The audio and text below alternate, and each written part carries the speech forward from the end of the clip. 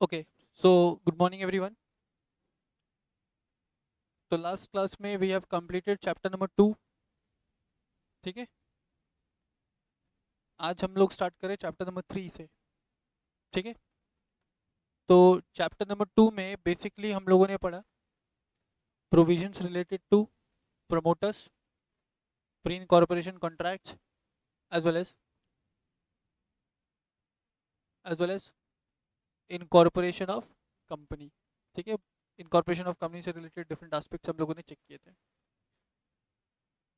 अब देखो, company incorporate कर चुके हैं चैप्टर नंबर 2 में, है ना. कंपनी इनकॉर्पोरेट की जा चुकी है चैप्टर नंबर 2 में. नाउ चैप्टर नंबर 3, इनकॉर्पोरेशन के बाद कंपनी को चाहिए पैसा in order to run the show. Yes और नो. ठीक है, तो in order to run the show company need finance, and for the purpose of raising finance a company can go for issue of securities. ठीक है, company can go for issue of securities. तो इस class में ना अपन इस chapter का सिर्फ एक बैकग्राउंड डिस्कस करेंगे, बैकग्राउंड प्रिपेयर करेंगे. ठीक है, आपको नोट्स की जरूरत नहीं पड़ेगी इस पर्टिकुलर क्लास के अंदर. Just try to understand the things being said in the class.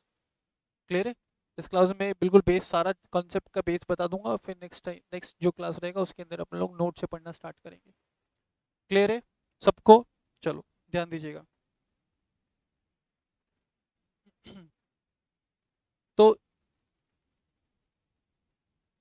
यहाँ से स्टार्ट करता हूँ. देखो, in order to meet the cost of running the business of company, in order to meet the cost of running the business of the company needs what? Finance. ठीक है, company need finance. अब finance company raise कर सकती है by company finance raise कर सकती है by way of issuing, बोलिएगा, bye way of issuing securities. मुझे एक बात बताओ, सिक्योरिटीज टर्म से तुमको क्या समझ में आता है? सिक्योरिटीज टर्म, जब मैंने बोला सिक्योरिटीज, तो सिक्योरिटीज टर्म से क्या डिफरेंस? Shares, debentures, bonds. और पता है सिक्योरिटीज टर्म भी डिफाइंड है section 2 of securities contract regulation act 1956 में. ठीक है, an number of securities being included है. शेयर्स हो गया, डिवेंचर्स हो गया, बॉन्ड्स हो गया, डेरिवेटिव्स हो गया, फ्यूचर कॉन्ट्रैक्ट्स हो गया, म्यूचुअल फंड यूनिट्स हो गया, सीआईएस का यूनिट्स हो गया. An number of things are being included under the definition of securities given under section 2 of SCRA 1956. But as far as our matter of discussion is concerned, हम लोग जो यहाँ पे चीज़ें पढ़ रहे हैं ना, वो मेनली हम लोग पढ़ रहे हैं in reference to the shares and debentures. हम लोग जितने भी प्रोविजंस पढ़ेंगे वो हम लोग पढ़ेंगे mainly in reference to the shares and debentures. मेरी बात समझ में आ रही है? हाँ. तो सिक्योरिटीज इशू करने के कंपनी के पास दो तरीके अवेलेबल होते हैं बेसिकली. एक कंपनी के पास सिक्योरिटीज इशू करने के दो तरीके मालूम है क्या? A company can go for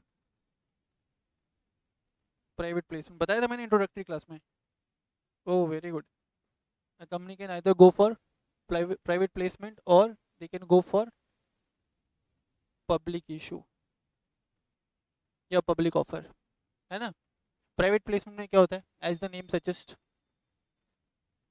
placement of securities on private basis. क्या मतलब होगा?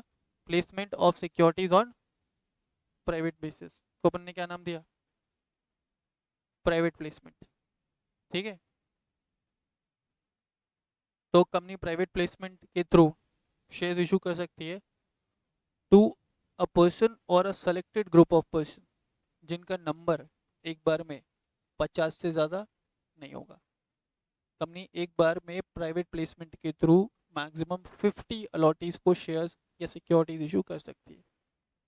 एक बार में 50 एंड एक साल में 200।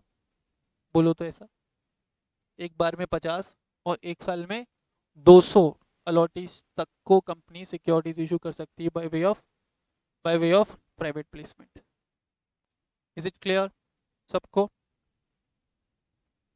जो दूसरा मोड अवेलेबल है कंपनी के पास, that is the company can go for public issue of securities, है ना। अब पब्लिक इशू ऑफ सिक्योरिटीज के लिए कौन जा सकता है? Only a public company. Private placement के लिए कौन जा सकता है? Both private company as well as public company. मेरी बात समझ में आ रही है क्या? तो पब्लिक इशू के लिए कंपनी जा रही है तो वहां पे दो मोड है, दो रूट है। जिंदगी में पहली बार गए तो इनिशियल पब्लिक ऑफरिंग, ठीक है। कंपनी अपने जीवन काल में पहली बार अगर पब्लिक ऑफरिंग्स के लिए जा रही है, that would be called as IPO, initial public offerings. First time के बाद subsequently that would be called as FPO. FPO stands for further public offerings. ये सबको क्लियर है? अब आईपीओ और एफपीओ के समय कंपनी दो रूट से शेयर इशू कर सकती है हॉल में। हाँ हाँ, दो रूट से शेयर इशू कर सकती है कंपनी, ठीक है। Either they can make offer for sale और they can make fresh issue of shares. ये जो रूट है ना, ये दोनों केसेस में अवेलेबल है। मेरी बात समझ में आ रही है क्या? Either company can go for offer for sale और issue of fresh shares. Offer for sale का मतलब क्या था? ऑफर फॉर सेल क्या होता है? तू बता, तुम समझदार लगते हो मुझे सबसे, बोलो।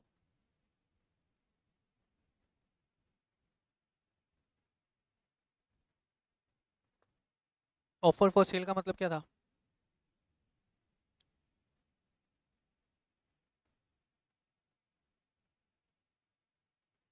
वेरी गुड, गलत है। और कोई? देखो, हाँ।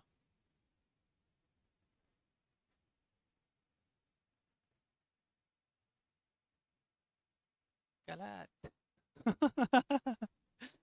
ऑफर फॉर सेल में देखो क्या होगा, जो कंपनी के एग्जिस्टिंग शेयर होल्डर्स है ना, they will be offering their shares to the public.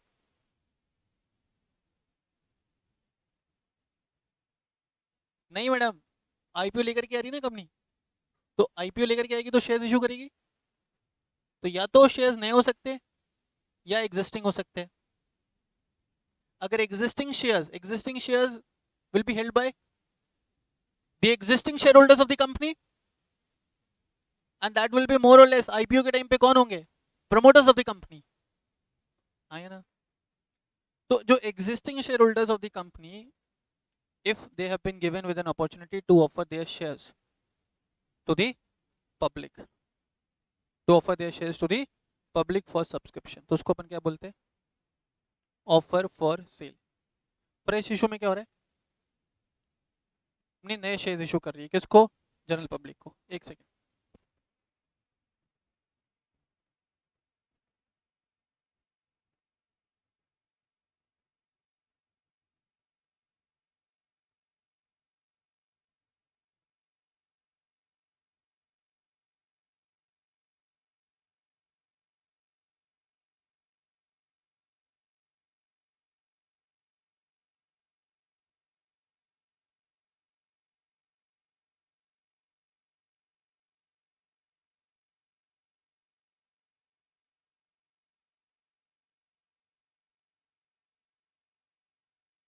हाँ, क्या बोला तुम्हें? तो ऑफर फॉर सेल के थ्रू क्या होता है मालूम है? जो एग्जिस्टिंग शेयर होल्डर्स है ना, they will be given an exit opportunity. Yes और no? Existing shareholders will be given an exit opportunity. They can sell their shares and make an exit from the company. Either they can make an exit from the company or they can dilute their holdings, है ना। they can even dilute their holdings in the company. दूसरा option क्या है? Company can make fresh issue of shares. चलो sir, अभी तक आपने बताया कि कंपनी को फाइनेंस चाहिए, फाइनेंस रेस करने के लिए कंपनी सिक्योरिटीज इशू कर सकता है, एक ऑप्शन है। लोन भी ले सकता है, वो अलग ऑप्शन है।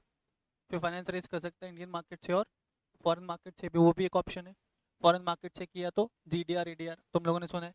डेप मोड में गए तो एफसीसी भी, एफसी भी, ईसी भी, बताया था इंट्रोडक्टरी क्लासेस में, इफ यू रिमेंबर। ठीक है। हम्म।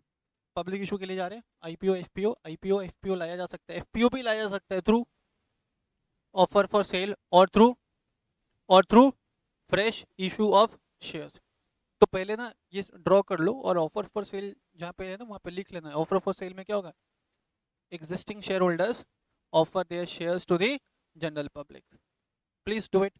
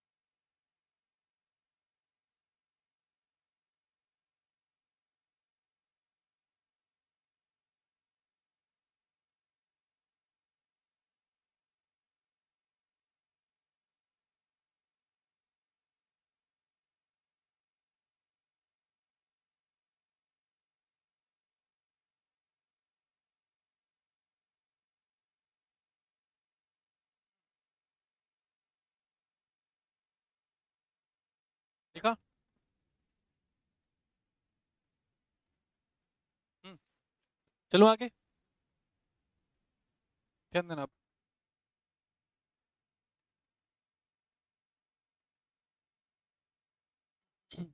देखिए। हम्म, तो जब कंपनी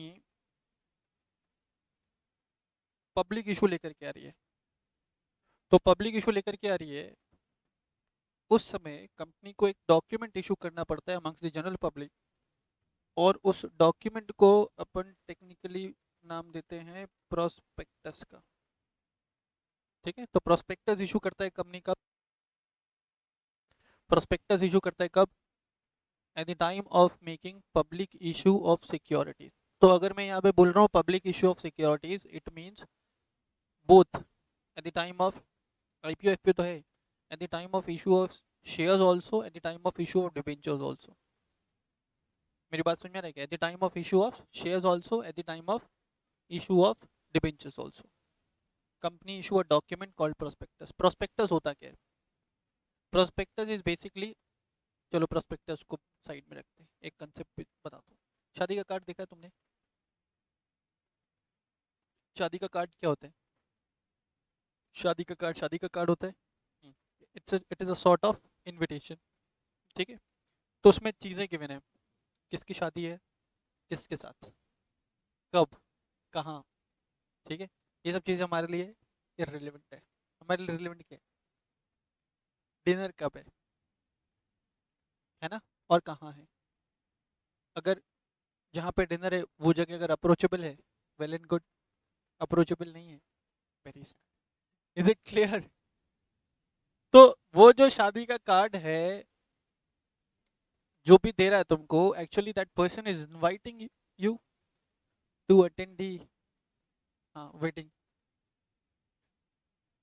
अगर वो शादी का कार्ड तुम्हारे पास नहीं होता, तो क्या तुम वो शादी में पहुंच पाते? ये कैसा सवाल है, क्यों जाएंगे सर, नहीं आया तो? चलो ठीक है, बहुत सही। दूसरा क्वेश्चन,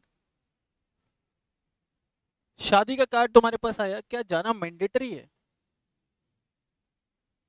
यू मे डिसाइड ना whether to go, or it is a request, not an order। तो जो शादी का कार्ड है ना, यहाँ पे वही काम प्रोस्पेक्टस करता है। It is a document issued by a company which includes all the relevant details about the company, as well as it will include all the terms and conditions of the issue, कि क्या terms and conditions पे company क्या कर रही है, securities issue करने के लिए जा रही है। and through this document company is inviting the general public to subscribe into the securities of the company. Is it clear?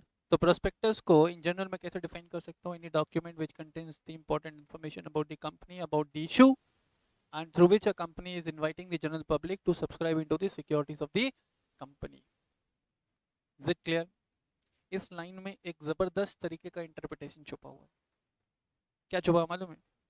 जब सर आप ऐसा बोल रहे हो कि इस डॉक्यूमेंट में सभी इंफॉर्मेशन देना पड़ेगा और उन इंफॉर्मेशन को पढ़ के इन्वेस्टर डिसाइड करेगा कि सिक्योरिटीज में इन्वेस्ट करे या नहीं करे, तो it becomes a responsibility on the part of the company that whatsoever information is included in the prospectus must be true, fair, latest and updated. Because उन इंफॉर्मेशन पे रिलाई करके इन्वेस्टर क्या कर रहा है? डिसाइड कर रहा है, ठीक है, कि वेदर इन्वेस्टमेंट सिक्योरिटीज में करना है या नहीं करना है. तो जो इन्फॉर्मेशन आप दे रहे हो प्रोस्पेक्टस में, वो इन्फॉर्मेशन क्या होना चाहिए? Must be true and fair. True and fair भी होना चाहिए, as well as it should also be the latest and updated information which is to be included in the prospectus of company. And in case if company includes any kind of misstatement, misstatement का मतलब including something which is not true, writing something in the prospectus which is not true, including an information in the prospectus which is not fair. मेरी बात समझ में आ रही है क्या? अगर आप ऐसी कोई चीज़ इंक्लूड करते हो, ऐसा कोई इन्फॉर्मेशन इंक्लूड करते हो प्रोस्पेक्टस के अंदर जो सही नहीं है, और उस इन्फॉर्मेशन पे रिलाई करके इन्वेस्टर ने तुम्हारे कंपनी का सिक्योरिटीज में इन्वेस्टमेंट कर दिया और उसको नुकसान हो गया, तो उस केस में क्या होगा? जो अलॉटमेंट तुमने किया था ना, वो कैंसिल हो जाएगा.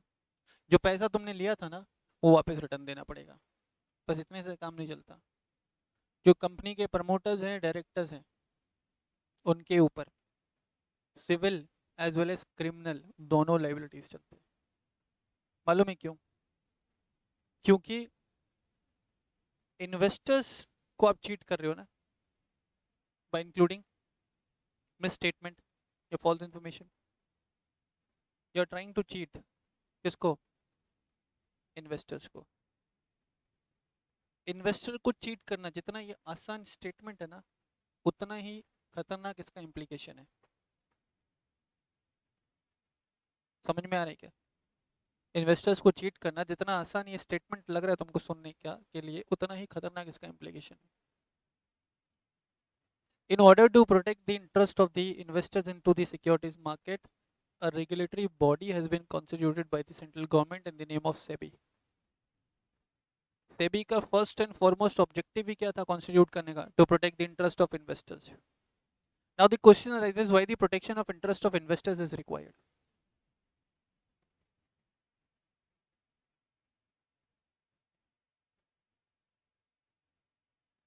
अगर इन्वेस्टर्स के साथ सिक्योरिटीज मार्केट में फ्रॉड होगा, तो इन्वेस्टर्स का फेथ, ट्रस्ट कम नहीं हो जाएगा? खत्म हो जाएगा. देखो क्या होता है, कोई भी जो अच्छी चीज होती है ना, वो बहुत स्लो स्पीड से फैलती है, और जो बुरी चीज होती है ना, वो 10x की स्पीड से फैलती है. Same thing will happen in the securities market also.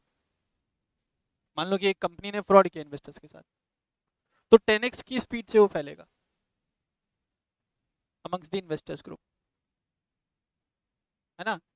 आज तुमने सोचा कि share market is a very good thing, share market में पैसा लगाते हैं, शेयर मार्केट सीखते हैं, तो वो जो मोटिवेशन है ना, तुमको किसी ऐसे पर्सन को देख करके आया होगा जिसने शेयर मार्केट से पैसा कमाया होगा, हाँ या ना. लेकिन अगर तुम्हारे आसपास ऐसे एग्जांपल्स हैं जिन्होंने शेयर मार्केट में पैसा डुबाया है, या कोशिश तो बहुत की लेकिन नहीं कमाया है, तो whether you will be motivated enough? No. तुम भी नहीं करोगे और तुम अपने आसपास 4 लोगों को भी मना करोगे. तो जब इन्वेस्टमेंट आना रुक जाएगा मार्केट के अंदर, व्हाट विल हैपन? कंपनी के पास फंड्स नहीं रहेगा. जब फंड्स नहीं रहेगा तो क्या होगा? कंपनी में find it very difficult to carry out their business, to expand their business. Yes और नो? तो फिर जो बड़े जो टॉप लेवल कंपनीज है वो बच जाएंगे, छोटी मोटी कंपनीज सब बंद हो जाएंगी due to lack of finance. Business करने के लिए पैसा चाहिए और दिमाग चाहिए. Is it clear? दिमाग है, पैसा नहीं है, किसी काम का नहीं है वो दिमाग। यस और नो? ठीक है। तो protection of interest of investors in of the securities market is of utmost priority for the SEBI, for the government. Thus, very strict action will be taken against the company in case if the company includes any information which is not true in the prospectus. Is it clear? Is it clear? चलो फिर से एक बार, prospectus क्या है? एक ऐसा document which contains the information about the company. Information में क्या क्या इंफॉर्मेशन रहता है नॉर्मली? नेम रहेगा, ऑब्जेक्ट रहेगा, पास्ट परफॉर्मेंस रहेगा, फ्यूचर में उसका विजन होगा, मार्केट शेयर होगा उसका। ये जो मान लो कि एक कंपनी बोलती है कि हम ना 1,000 करोड़ रुपए रेस करना चाहते हैं bye way of issue of equity, ठीक है, इतना से काम चल जाएगा? हाँ, अभी तुम सोच रहे हो ना, घर पे जाओ और बोलो पिताजी को कि 500 रुपये दो, पिताजी क्या पूछेंगे? क्यों चाहिए? तुम बोलो कि जाकर के पौवा पीना है। ऐसा मन हो रहा है, व्हाट विल बी? पौवा, पौवा नहीं समझती तू? समझ गई? पीती भी है ना? हाँ, क्या पीना है? पेरेंट्स बोले पौवा पीना है, मेरे parents will give them money, they will not give the money, rather they will start beating, कि पता नहीं कहाँ पढ़ने, किस टीचर से पढ़ने के लिए जा रही है, किसके संगत में आ रही है, क्या क्या पढ़ाया जा रहा है तुझे। यस और नो? यस। तो पर्पस डिफाइन करना पड़ेगा।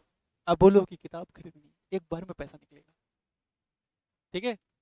अब बोलो कि एम ए मतलब इधर उधर में पैसा वेस्ट करना है, तो नहीं निकलेगा पैसा पेरेंट्स से। Same thing happens with the investors also. In the time of raising funds from the investors, company will specify the purpose for which company is raising funds from the investors, and company is required to use the amount exactly for the purpose। जो purpose बोल करके पैसा लिया था ना, उसी purpose के लिए उस पैसे को यूटिलाइज करना पड़ेगा, नहीं तो कंपनी के डायरेक्टर्स के ऊपर चार्जेस लगता है मिस एप्लीकेशन ऑफ फंड्स का। और मिस एप्लीकेशन ऑफ फंड्स का अगर चार्जेस लगता है ना, तो directors of the company shall be liable to be prosecuted under section 447। मैंने आपको बताया था 447 फ्रॉड के चार्जेस लग जाते हैं, 10 साल तक का इम्प्रिजनमेंट हो सकता है। Is it clear? Is it clear? So it becomes a responsibility on the part of the company that whatsoever information is included in the prospectus must be true and fair, and there is no misstatement। मैंने एक example तुमको foundation में पढ़ाते हुए बताया था कि company ने अपने प्रोस्पेक्टस में लिखा कि कंपनी पिछले 3 साल से डिविडेंड दे रही है at the rate of 10%, at the rate of 10%। तो कोई भी जो एक प्रूडेंट इन्वेस्टर होगा वो क्या सोच के इन्वेस्ट कर देगा कि भाई 10% की रेट से डिविडेंड आ रहा है, डाल दो पैसा। बाद में पता चलता है कि कंपनी डिविडेंड तो दे रही थी, लेकिन वो डिविडेंड पास्ट रिजर्व में से दे रही थी rather than current years profit. A company में पे dividend out of current years profit और आउट ऑफ पास्ट प्रॉफिट्स। तो यहाँ पे कंपनी ने डिविडेंड तो दिया था, लेकिन पास्ट प्रॉफिट में से दिया था, एंड कंपनी तो एक्चुअली लॉसेस में थी। भाई इन्फॉर्मेशन बताना चाहिए था। inclusion of fact which is not true and omission of fact which is true, they both will be considered as fraud या misstatement in the prospectus। तो अल्टीमेटली इसका इम्पैक्ट क्या पड़ता है? अलॉटमेंट कैंसिल हो जाएगा। अच्छा, तुम लोगों ने अलॉटमेंट वर्ड सुना रहेगा ना, आज से बहुत बहुत बार तुम लोगों ने ये वर्ड सुना रहेगा, share allotment. What do you mean by the term, exactly mean by the term share allotment?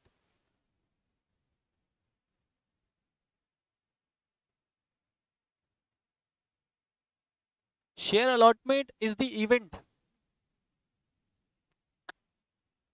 through which a share will comes into existence।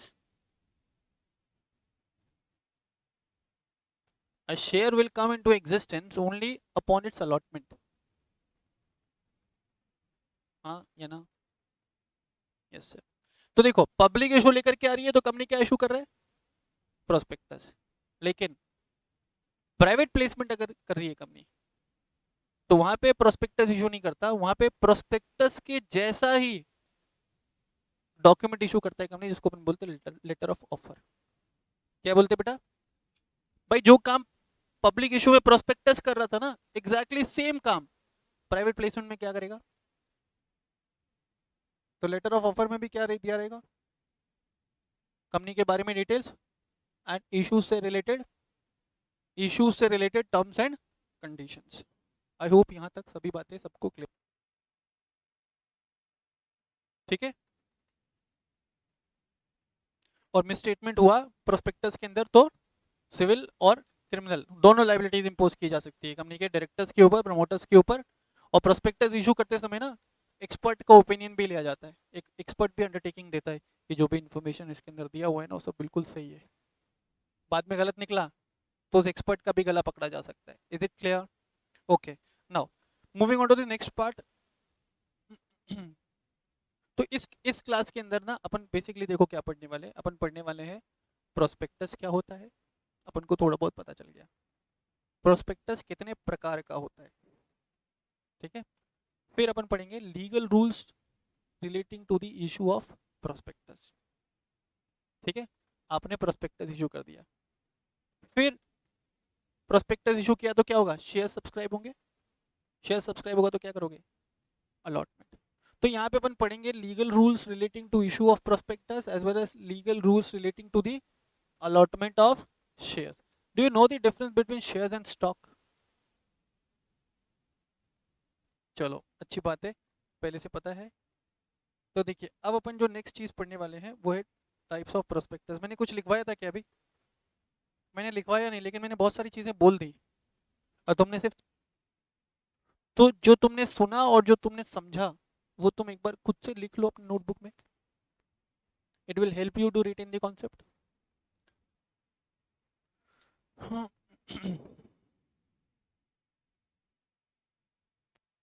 Please do.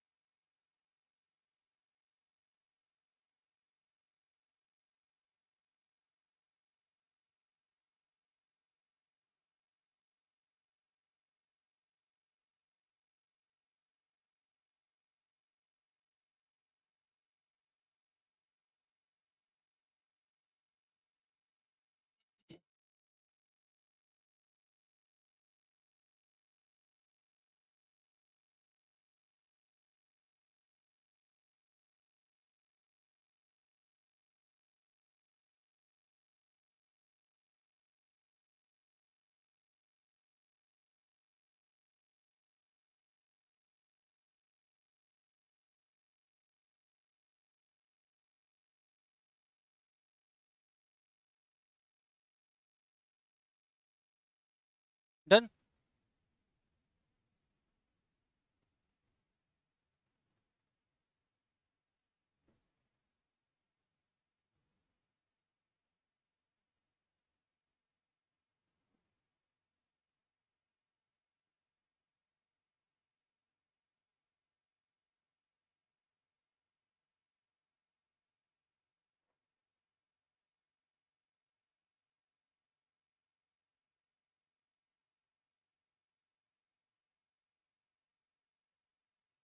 Done with this.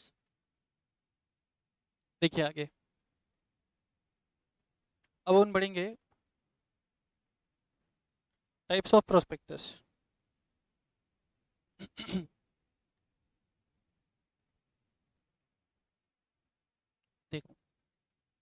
Types of prospectus में एक बहुत सुंदर सा concept,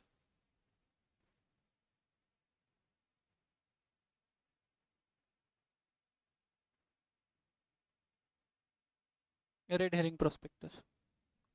ठीक है, red herring prospectus पढ़ने से पहले अपन को प्रोस्पेक्टस के बारे में एक बार फिर से डिस्कशन करना पड़ेगा। बताओ, प्रोस्पेक्टस का मतलब क्या था? कोई भी डॉक्यूमेंट जिसमें सारी इंफॉर्मेशन है रिलेटेड टू द कंपनी, जो कि लेटेस्ट है, ट्रू है, फेयर है, अपडेटेड है, जिसमें बता रखा है कि कितने शेयर्स कंपनी इशू कर रही है या कितने डिबेंचर्स कंपनी इशू कर रही है, एट व्हाट प्राइस, उसको अपन बोलते हैं कोई भी एक नॉर्मल प्रोस्पेक्टस। ठीक है, दूसरा होता है रेड हेरिंग प्रोस्पेक्टस। दूसरा क्या होता है? Red herring prospectus. अब यहाँ पे समझना, एक बहुत इंपॉर्टेंट कंसेप्ट बता रहा हूँ मैं आपको। रेड हेरिंग प्रोस्पेक्टस कब इशू किया जाता है वो बता रहा हूँ। एक कंपनी है ए लिमिटेड, ठीक है। अब मान लो मुझे एक बात बताओ, आ, तुम लोग कितने लिस्टेड कंपनीज का नाम जानते हो? बहुत सारे। You won't be able to recall the name of 20 listed companies also, and if you can give it a try, 20 listed company बोलो। रिलायंस, ओके। विप्रो, एक वन बाय वन करते हैं। विप्रो, आईटीसी,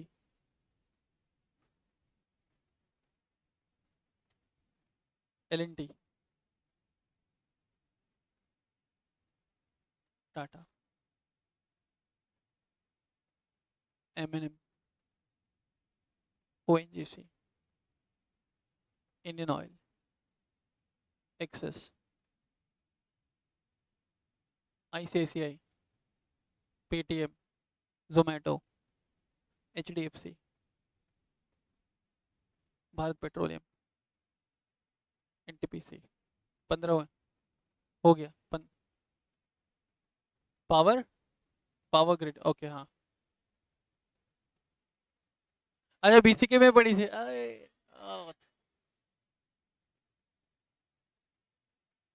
अच्छा, तुमने तो बीसीके में पढ़ के आए तुम लोग।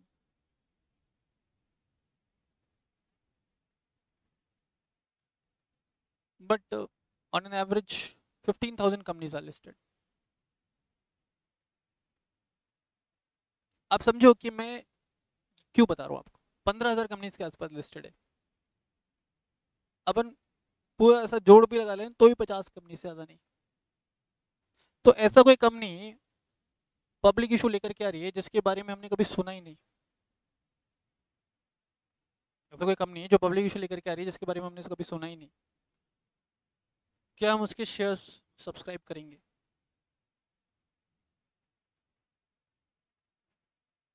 हाँ, अरे इन्फॉर्मेशन भी है तेरे पास, whether you will subscribe. Confidence नहीं होगा। लेकिन अभी एक प्रोविजन पढ़ाऊंगा आगे कि भाई कंपनी अलॉटमेंट के लिए तभी जा सकती है when they receive 90% of the subscription. It's a big problem. अब एक मान लो कि कंपनी ए लिमिटेड आईपीओ के लिए जा रही है, कोई नहीं जानता इसके बारे में, और ये चाहती है अपना प्राइस, शेयर का प्राइस रखना 325 रुपए, मतलब फिक्स प्राइस के लिए जा रही है। कितना रखना चाह रही है प्राइस? 325। तो जब इसने आईपीओ लॉन्च किया ना एट अ प्राइस ऑफ 325 पर शेयर, तो बहुत बड़ा कैटेगरी ऑफ इन्वेस्टर्स या ग्रुप ऑफ इन्वेस्टर्स का ये मानना है मार्केट में कि यार 325 तो इसके हिसाब से ज़्यादा है। ठीक है, looking upon the fundamentals of the company and past performance of the company, future vision of the company, जो मैनेजमेंट में उन लोगों को अगर कंसिडर करें तो भी 325 रुपये ज़्यादा है इसके शेयर प्राइस के। तो जिनको लग रहा है ना 325 रुपये ज़्यादा है, वो मेजोरिटी में होंगे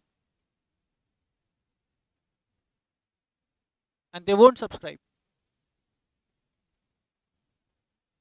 फिर कुछ कैटेगरी ऑफ इन्वेस्टर्स ऐसे भी होंगे जिनको लगेगा नहीं नहीं 325 इज ओके, बनता है 325 तो। ये जो मैं बोल रहा हूँ ना कि बनता है 325 तो, ऐसे कैटेगरी ऑफ इन्वेस्टर्स बहुत कम होंगे, ठीक है, ऐसे कैटेगरी ऑफ इन्वेस्टर्स बहुत कम होंगे। फिर ऐसे इन्वेस्टर्स जिनको लगता है कि और सिर्फ 325, company could have charge 350 also, तो भी देते। समझ रहे हो, जिनसे 350 ले सकते थे उनसे कितना ले रहे हैं, 325 ले रहे हैं। जिनको 325 ज्यादा लगेगा उनको अपन अट्रैक्ट नहीं कर पाएंगे। तो there are a number of limitations involved when a company goes for fixed price method at the time of issue of securities. Reason being, आज के टाइम में अगर आप बात करो ना, कोई भी सेक्टर गुड्स से रिलेटेड हो, मैन्युफैक्चरिंग हो, सर्विसेज हो, everything is consumer oriented, each and everything is consumer oriented. Consumer आज का मार्केट ड्राइव करता है ना। अगर आपको बिजनेस में सस्टेन करना है, आपको ग्रो करना है, एक्सपैंड करना है, तो आपको कंज्यूमर्स को product, best quality product available कराना पड़ेगा at the lowest possible price. And case अगर आप कंटिन्यूस बेसिस पे ऐसा कर पा रहे हो, आप कस्टमर्स के एक्सपेक्टेशंस को मीट कर पा रहे हो, your business will be able to survive. Otherwise बहुत सारे लोग बाहर हो गए मार्केट से। हाउएवर एक्सेप्शंस आर देयर, हम लोग यहाँ पे जो भी बात कर रहे हो जनरलाइज बातें कर रहे हैं, ठीक है। अभी मैं तुमको एक एग्जांपल बताता हूँ कि अभी सी इंटर का एक एक्स अमाउंट फीस चार्ज किया जा रहा है। अगर तुम लोग बोलोगे ना, अगर स्टूडेंट कम्युनिटी चाहेगा ना, तो आने वाले टाइम में 5,000 में भी पूरा सी इंटर पढ़ाना पड़ सकता है। सोच के देखो ऐसा, अगर कोई भी स्टूडेंट 5,000 से ज़्यादा पे करने के लिए रेडी ही नहीं है, what will happen? We have to teach, we have to teach ना, यस और नो। कहीं पे भी किसी भी प्रोडक्ट का या सर्विसेज का जो प्राइस है ना, वो काफ़ी हद तक डिपेंड करता है कंज्यूमर्स के ऊपर। आज जो चीज़ मैं 5,000 में करवा रहा हूँ, आने वाले टाइम में 50 में भी करवा सकता हूँ, 5 लाख में भी कर सकता हूँ, 5 लाख भी चार्ज कर सकता हूँ अगर स्टूडेंट कम्युनिटी रेडी है पे करने के लिए तो। यस और नो। साइंस कोचिंग में तुमने देखा होगा कि भाई इंस्टीट्यूट्स के फीस होते 2 लाख रुपए, 2.5 लाख रुपए, 2.25 लाख रुपया, and that too for 1 year preparation, 1 साल का 2 लाख रुपया फीस है, 1.5 लाख रुपया फीस है। क्यों? स्टूडेंट कम्युनिटी पे कर रहा है, इसलिए है। कल को मना कर दिया तो they have to reduce the fees. आज अगर मेरे को अपने बिजनेस को सस्टेन करना है ना, तो मुझे अपना प्रोडक्ट कंज्यूमर के हिसाब से, स्टूडेंट के हिसाब से डिज़ाइन करना ही पड़ेगा। अगर स्टूडेंट के इंटरेस्ट को ध्यान रख पाता हूँ तो चला पाऊंगा ये institute, otherwise it may be closed in the near future. Yes और नो। सेम चीज़ होता है ये कंपनी के साथ भी। Company now days can not go for fix price method, company can not go for fix price method. Is it clear? कभी तुम लोगों ने देखा होगा कि यार कोई कंपनी होता है, कोई प्रोडक्ट लॉन्च करता है at a very high price, market में डिमांड नहीं है, अपने आप प्राइस कम कर देता हूँ। हाँ ये ना, तो कंपनी कभी भी इस मेथड के लिए नहीं जाएगी, क्योंकि यहाँ पे बहुत डिफिकल्ट है कंपनी के लिए to receive the minimum level of subscription. It would be very difficult in the given case, in this case, to get the minimum level of subscription. समझ में आ रहा है? तो इंस्टेड ऑफ दिस एक और ऑप्शन अवेलेबल है जहाँ पे कंपनी क्या कर सकता है, instead of going for fix price method, company can issue a price band. तुम समझो, अगर मैं कोई सर्विसेज दे रहा हूँ तो मेरे को लगता है यार कि कम से कम 100 रुपया तो मैं चार्ज करूंगा ही, और मैक्सिमम 115 तक मिले तो बेटर है। तो कंपनी फिक्स प्राइस ना इशू करके क्या करती है, प्राइस बैंड इशू करती है। ठीक है, प्राइस बैंड इशू किया कंपनी ने। अब इन्वेस्टर्स लोग ना बिड करेंगे, उनके बिडिंग के बेसिस पे एक कट ऑफ प्राइस डिसाइड होगा। मान लो कि मेजोरिटी ऑफ इन्वेस्टर्स ना 114, 115, 114, 115 पे बिडिंग कर रहे हैं। इसका मतलब समझ रहे हो कि मेरे शेयर्स को लेकर के जो रिस्पॉन्स है ना मार्केट में, वो बहुत ज़बरदस्त है। हर कोई लेना चाहता है, इसलिए 115 के बिडिंग कर रहे हैं। कोई नहीं लेना चाहता, 110 पे बिडिंग कर रहा है। तो मैं जो प्राइस डिसाइड करूंगा वो प्राइस क्या होगा मालूम है? मैक्सिमम प्राइस होगा जिसपे मुझे कम से कम 90% सब्सक्रिप्शन मिल जाए। क्योंकि मैंने एक ऐसा, मान लो कि मैंने तो 115 डिसाइड किया, 115 पे मुझे सिर्फ 4% लोग देने के लिए रेडी है, whether I would be able to make the allotment, no. तो on the basis of biddings that I receive, on the basis of biddings that I receive, मैं क्या करूंगा, एक कट ऑफ प्राइस डिसाइड करूंगा। I will decide a cut off price. मान लो कि मैंने कट ऑफ प्राइस डिसाइड किया 108 रुपया, मान लो कि ऐसा हुआ, तो क्या सिचुएशन बनता है? 108 रुपया मेरा वो प्राइस है जिसपे मुझे कम से कम 90% सब्सक्रिप्शन तो मिल ही जाएगा। अब यहाँ पे जिसने 106 रुपये बोला था, क्या वो 108 देगा? लेकिन जिसने 109 बोला था, क्या वो 108 देगा? बिल्कुल देगा।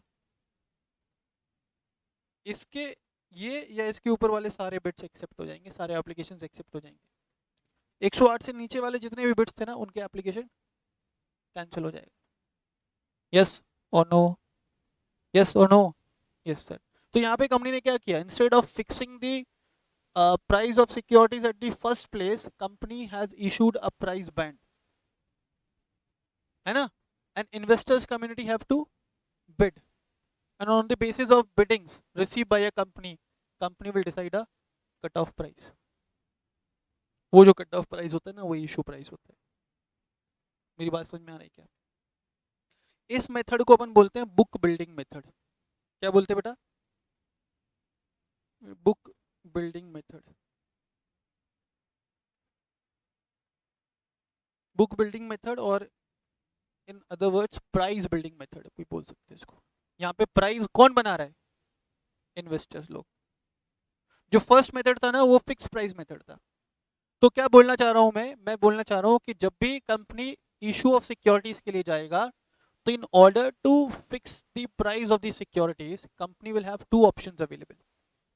Company will have two options available. पहला, they can either go for fix price method, और they can go for book building method. In case if company is going for fix price method, तो वहां पे normal prospectus issue होता है। और अगर company book building method के लिए जाता है, तो वहां पे रेड हेरिंग प्रोस्पेक्टस इशू होता है। तो रेड हेरिंग प्रोस्पेक्टस के बारे में क्या समझ सकते हैं? Red herring prospectus is a prospectus which contains all the information except the price and quantity of shares to be offered by a company. There may be a possibility कि quantity भी company disclose कर दे, लेकिन price कभी भी disclose नहीं करती। Instead of disclosing the price, they will issue a price band. आज के टाइम में 100% जो कंपनीज हैं, वो किसके लिए जाती है? They go for book building method rather than fix price method. ठीक है, तो रेड हेरिंग प्रोस्पेक्टस क्या? ऐसा प्रोस्पेक्टस जिसमें सारी जानकारियां होंगी except the price and quantity. अब काफी बार ऐसा भी हो सकता है ना, तुम समझो मैंने तो प्राइस बैंड इशू किया था, लेकिन बहुत तगड़ा रिस्पांस मिल रहा है, तो जो मैं क्वांटिटी पहले मान लो कि मैंने 5 लाख सोचा था, अभी उसको बढ़ा करके 7 लाख भी तो कर सकता हूँ। काफी बार कंपनी क्वांटिटी भी डिस्क्लोज नहीं करती है। एक सेकेंड,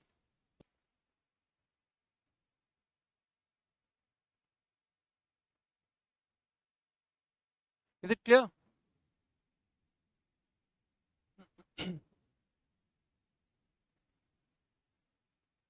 समझ में आया? तो लिख लो, जो भी समझ में आया वो लिख लो नोटबुक के अंदर।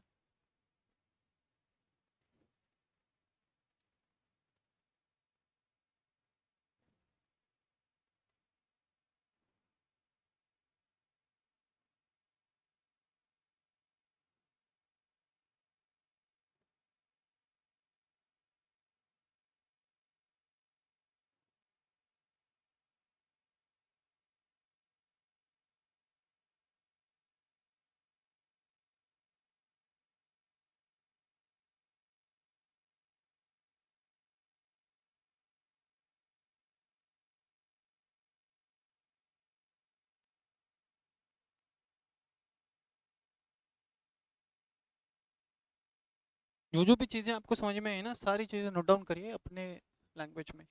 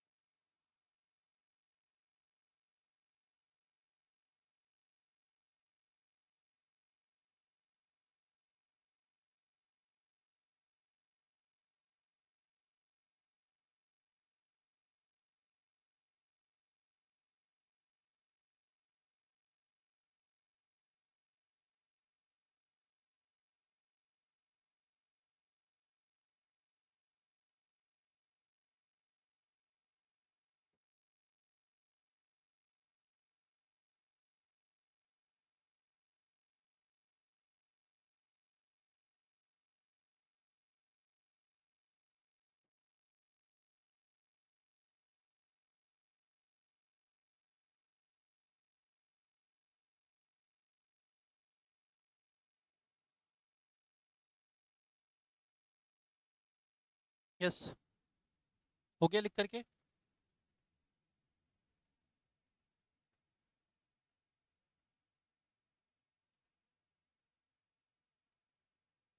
So red herring prospectus is a prospectus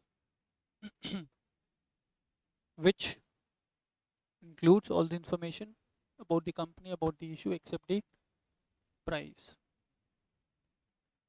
ठीक है, इन कुछ केसेस में क्वांटिटी भी डिस्क्लोज नहीं करती। नेक्स्ट देखिए,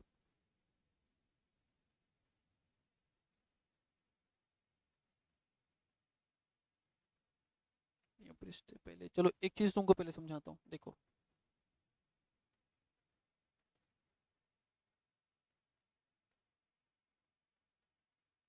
इशू ऑफ प्रोस्पेक्टस का इन जनरल क्या प्रोसेस रहता है? तो सबसे पहले देखिए, कंपनी प्रोस्पेक्टस कब जारी करेगी? कंपनी प्रोस्पेक्टस कब जारी करेगी? पब्लिक इशू के टाइम पे। तो मान लो कि कंपनी ने प्रोस्पेक्टस बनाया जिसमें सारी इन्फॉर्मेशन है ना? और ये इन्फॉर्मेशन ना सर्टिफाई होता है बाय एन एक्सपर्ट। ये इन्फॉर्मेशन सर्टिफाइड होता है by the expert, by the directors and promoters. ठीक है, अभी इसको कंपनी ने बनाया है तो इसको बोलेंगे ड्राफ्ट प्रोस्पेक्टस। ड्राफ्ट प्रोस्पेक्टस मतलब it is yet to be finalised. Who will finalise? SEBI. ठीक है, तो ये ड्राफ्ट प्रोस्पेक्टस भेजा जाएगा किसको? SEBI for approval. This draft prospectus will be sent to SEBI for approval. अब सेबी ने जो इन्फॉर्मेशन आपने दिया हुआ है ना, उस इन्फॉर्मेशन, उन इन्फॉर्मेशन के क्रेडेंशियल्स को चेक करेगा सेबी, है ना? क्रेडेंशियल्स को चेक करने के बाद दो पॉसिबिलिटी है, या तो सेबी बोले कि कुछ ऑल्टरेशन करिए, या सेबी क्या करे, उसको अप्रूव कर दे। अगर सेबी ने बोला कि क्रेडेंशियल्स को चेंज करिए या मॉडिफाई करिए, ऑल्टर करिए, तो कंपनी को वो रिक्विजिट जो इंस्ट्रक्शन है सेबी का वो कैरी आउट करना पड़ेगा। सेबी ने जो इंस्ट्रक्शन दिया ना कंपनी को मॉडिफिकेशंस करने के लिए, चेंजेस करने के लिए, कंपनी को वो चेंजेस करने पड़ेंगे, चेंज करके वापस भेजना पड़ेगा सेबी को अप्रूवल के लिए। अब मान लो कि सेबी ने अप्रूव कर दिया, सेबी ने अप्रूव कर दिया तो बन जाता है बेटा फाइनल प्रोस्पेक्टस। फिर उस फाइनल प्रोस्पेक्टस को भेजा जाएगा आरओसी के पास फॉर रजिस्ट्रेशन। एक बार आरओसी के पास रजिस्ट्रेशन कर दिया ना, then it can be issued to general public. More और लेस ये प्रोसेस रहता है। पहले इसको कॉपी करो। Company will prepare the draft prospectus. Draft prospectus भेजा जाएगा किसको? सेबी को फॉर अप्रूवल। सेबी ने अप्रूव किया तो फाइनल हो गया। वो फाइनल होने के बाद किसी के पास उसको रजिस्टर कराओ। रजिस्टर कराने के बाद इशू किया जा सकता है।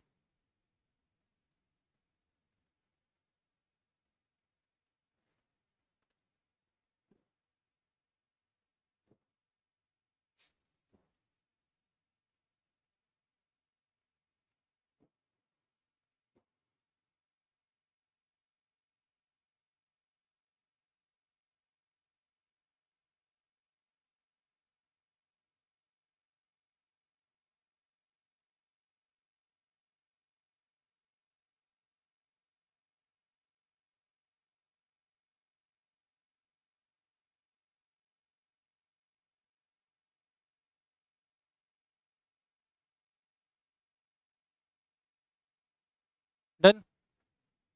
चलो आगे देखिए। इसके बाद है आपको अब्रिज्ड।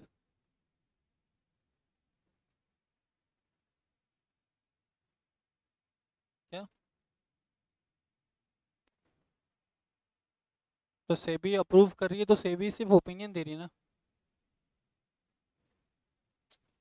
तुम समझो।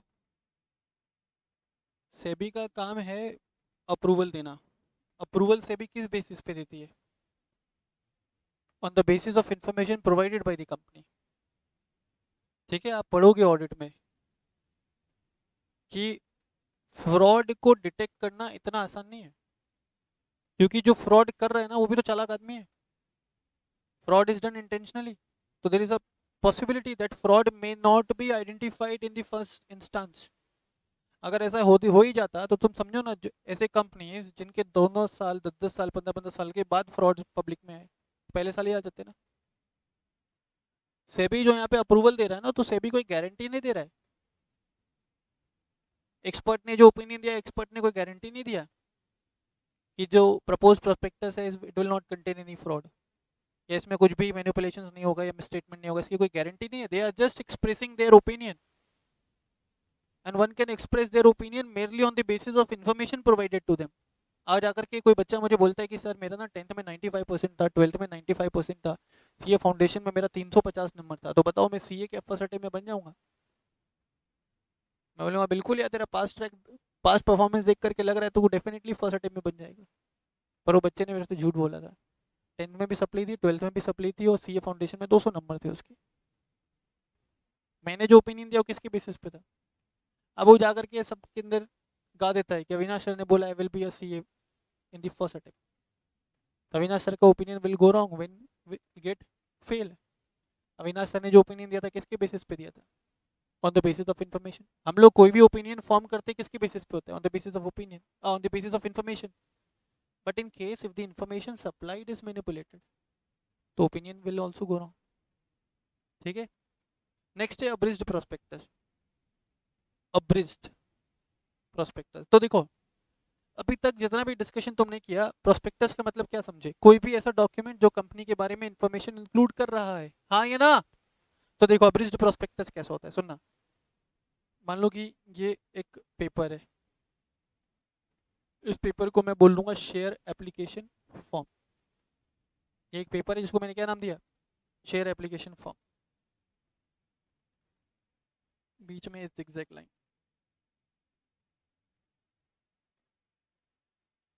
ठीक। यहाँ पे सारी डिटेल्स भरने शेयर से रिलेटेड, या एप्लीकेशन शेयर एप्लीकेशन से रिलेटेड। और ये नीचे ना समराइज्ड फॉर्म में कंपनी के बारे में इंफॉर्मेशन दिया हुआ है ना? बहुत सारे ऐसा इलेक्ट्रिसिटी बिल्स वगैरह अगर तुम देखोगे ना, तो उसमें ऐसा रहता है। या काफ़ी सारे जो ट्रैवलिंग टिकट्स वगैरह होते हैं ना, उसमें ऐसा होता है कि दो कॉपी होती है उसके बीच में से फाड़ी, एक तो जाता है सामने के पास और एक रहता है बायर के पास। देखा है कभी ऐसा फॉर्म? तो मान लो कि ये शेयर एप्लीकेशन फॉर्म है और यहाँ पे सारे डिटेल्स भरना है एप्लीकेंट को, और यहाँ पे कंपनी के बारे में समराइज फॉर्म में इंफॉर्मेशन गिवन है। तो ये वाला जो पार्ट है ना, इसको मैं क्या बोलूँगा, अब्रिज्ड प्रोस्पेक्टस। ये वाला जो पार्ट है this will be called as abridged prospectus. तो अब्रिज्ड प्रोस्पेक्टस के लिए देखो क्या बोला गया है। Abridged prospectus is not actually a prospectus, but it contains the salient features of prospectus. It is not actually a prospectus, but it contains salient features of prospectus. Write down.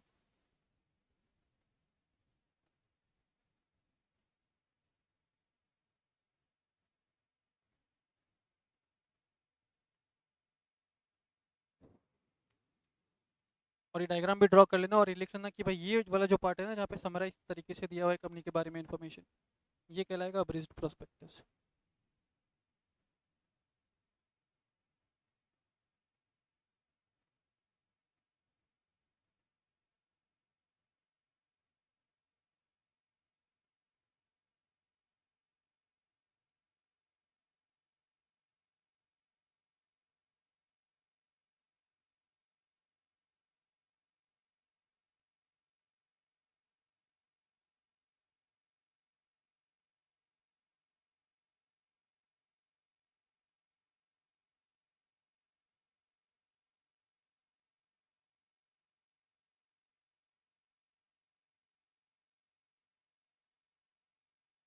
लिखा? तो abridged prospectus क्या? It is not actually a prospectus, but it is a document which contains salient features of the prospectus. चलिए इसके आगे अपन करेंगे next lecture में। ठीक है? ठीक है सर, चलिए, thank you so much for today.